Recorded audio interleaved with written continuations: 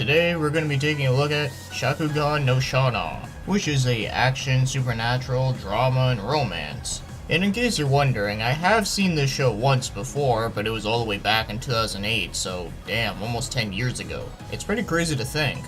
And I think it would be interesting to take a look at this one again, since it has been quite some time. So with that said, now let's begin and talk about the story. So it begins with our main character, Yuji Sakai, and he's an average student who just started going into high school along with his best friend, who just happens to be named Ike. So as they begin classes, Yuji ends up happening to be sitting beside a girl named Yukari. And at first, you kind of think that she's going to be the main character since, you know, she's all over the cover and stuff, at least so you think. So they get to know each other a little bit, and then Yukari ends up telling him that she might have a big crush on Ike. But after saying goodbye to each other, something really strange happens. And that happens to be the Crimson Realm, which is an alternate dimension. So in this Crimson Realm, you have things like the Crimson Denizens, and they have the power to manipulate the existence of people. And of course, a lot of the Crimson Denizens, they end up having to kill people, but whenever they do kill someone, basically what happens is that they leave behind a soul called a torch. And the torches are merely residues of the original person, but would eventually disappear.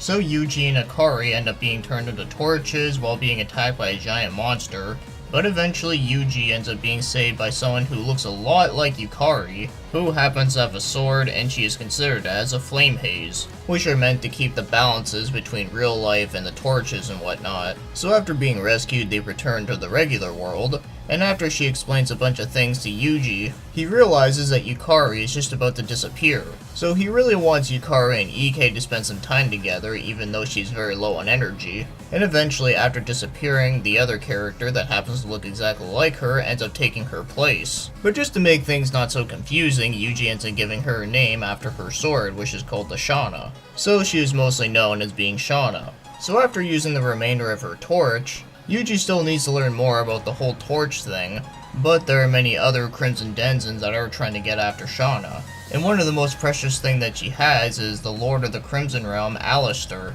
which is a talking pendant. So I think that's the basic of what you need to know about Sakano no Shana, where you have a girl with a lot of crazy powers who has to live the regular life as a human because she replaced Yukari, and our main character Yuji is living a normal life but as a torch who will eventually run out. So that's all I'll say about the story here, so with that said, now let's move on to the other things like the animation. And I think the animation is pretty good. I think everything looks nice, the characters look good, the action is good, and everything suits well. I really can't think of anything too major about the animation, but overall, I'd say it's good. And now, as for the music, I actually think the music in this one is pretty awesome. You got a lot of orchestrated music, and I definitely do think it does suit the action scenes really well, since it does sound pretty intense. And I think all the songs suit the right moment, whatever things are serious, things are happy, sad, or anything like that. And the opening theme song is pretty catchy, and I don't really have any complaints about it whatsoever. So overall, I don't have any big complaints about the music, but I actually really like it a lot. And now, as for the voice acting, for the most part, it does have its good moments, but at the same time, it also has some pretty lazy moments. So yet again, we're taking a look at another one that has a mixed bag. So Shana is being played by Tabitha St. Germain, and I think there's quite a few lines that do sound pretty good, especially when she's really serious. But then there are other times where it just doesn't sound as good, it's very inconsistent. And then Yuji is being played by Christian Airy, and I think he does a pretty decent job. Not like super amazing, but not bad either. And then Alistair is being played by Paul Dobson, and I think he does do a pretty good job at that role. And then Kazumi, who is a girl that really likes Yuji, is being played by Chantal Strand, and I think she does do a pretty good job at this one. And then Ike is being played by Matthew Erickson, and he actually does do a pretty good job too.